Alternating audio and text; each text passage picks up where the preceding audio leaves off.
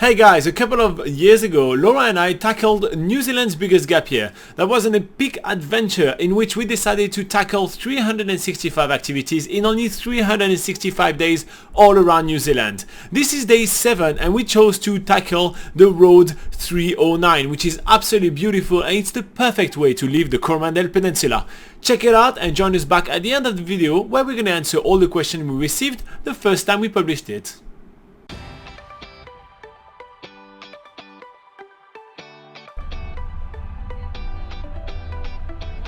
We then recognised that actually this road is the road that we took on the Coromandel Adventures tour we did on the first day where it rained, and we're like, oh shit, this is the gravel road, right? Wouldn't you know, we have to stop because of wildlife. And I was like, oh yeah, some wildlife, you know, some beautiful birds, some natives, you know, something.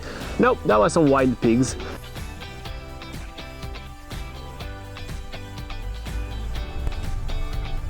And the next stop on the list is the Waiau, we don't know 100% how to say this, but the Waiau Falls, which is obviously a waterfall.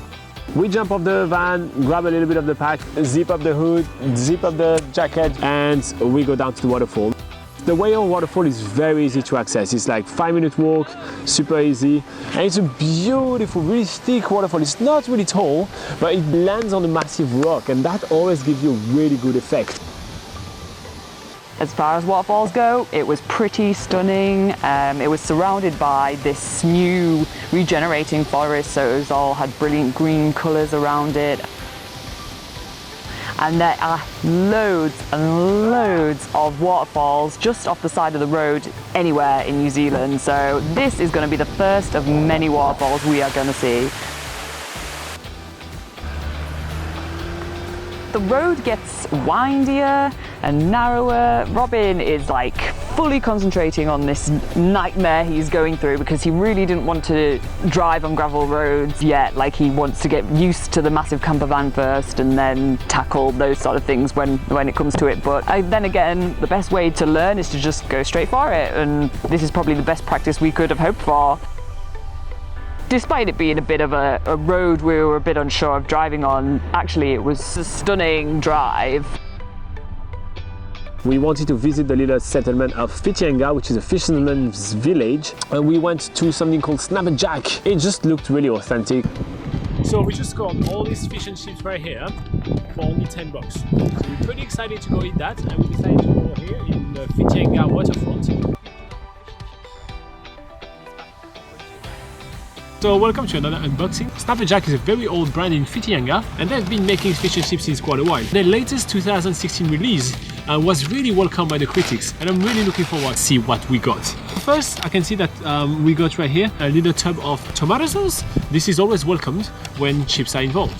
Here I do believe that it's about 750 grams worth of chip. Oh, look at that! Here we are, some golden chips. They're looking beautiful, they're looking gorgeous. Now, ooh, look at that. 2 batter sausage and 3 massive pieces of fish. We'll be impressed if you succeed to finish that.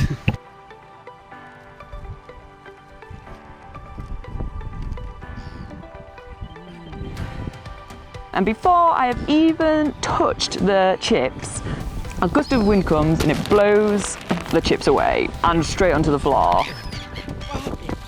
We just back away and let everything happen, and the seagulls go fucking mental. It was crazy. There were so many seagulls. It was like I can't believe I'm saying, like, the highlight of my day is watching those seagulls go absolutely nuts for some chips from the fish and chip shop. So they had a blast. They had the meal of their life. I did not.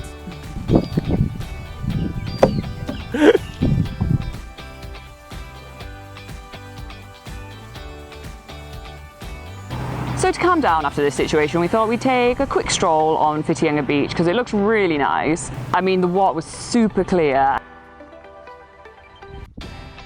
The sand was actually really soft, and you just sink deep every time you take a step. It was quite interesting. I don't think I ever saw sand like that.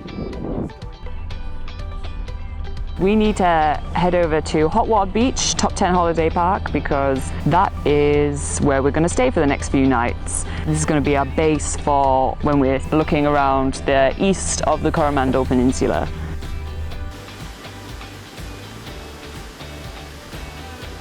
So that was Laura trying to look decent on the picture.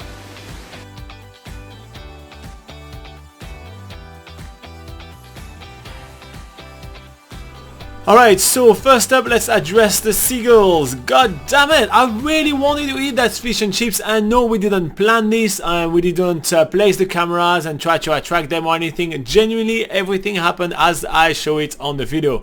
We're not here to do like reality TV and everything and try to set up some funny stuff. It really just happened. And all the stuff that we're showing during New Zealand's biggest gap year, I think that genuinely happened to us. So yes, we were that lucky to have the camera falling right in front of all those seagulls, and yes, we were that unlucky to have the wind blowing all the fish and chips away from our table.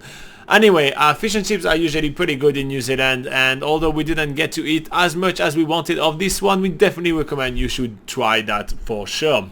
Now, as per question on the video, we had the unofficial bucket list family. They say that they really like all the many beautiful waterfalls in New Zealand and want to know some other that we really like. We like Raglan's Bridal Veil waterfall, which is about 30 minutes before the small town of Raglan, which is out of Hamilton, if you guys want to picture that a little bit. But by far one of our favorite waterfall has to be Stirling Falls in Milford Sound, and we actually will have an episode of New Zealand's biggest gap year in Milford Sound. It's already on the channel if you guys want to pick and watch this one, or if you want to watch the replay, it's coming in a few months. Yeah, it's absolutely stunning, and the whole scenery around the waterfall is mind-blowing. But one of the things that people don't realize is that very often in other parts of the world you will travel quite a lot to go check out one waterfall, but in New Zealand there is just so many. It's just kind of like, which waterfall do I want to see today? And I just love that because I'm really into waterfall, and even just doing a drive right here was kind of epic. Now, as you see, this is kind of maybe not absolutely an activity, but don't worry, there is going to be that many days that we're actually going to be doing multiple activities, so we're going to catch up on the numbers. But still, just a drive around the country in New Zealand can be, you know, considered as an amazing day out. And for us, it did feel kind of like an activity because there's so much to see along the way, and you know, it is just epic.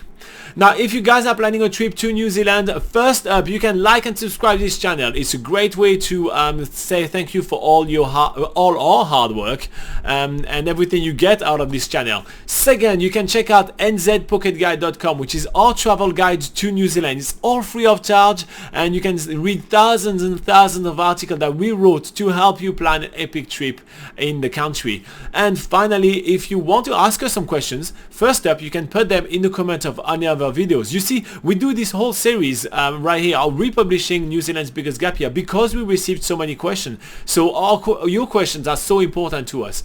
And also, you can join us live every Sunday at 8 AM New Zealand time, and we'll be able to answer all your questions for 1 hour every single week. It's probably around Saturday on your side of the world, so you may have to do some time conversion there, but that should work mighty fine.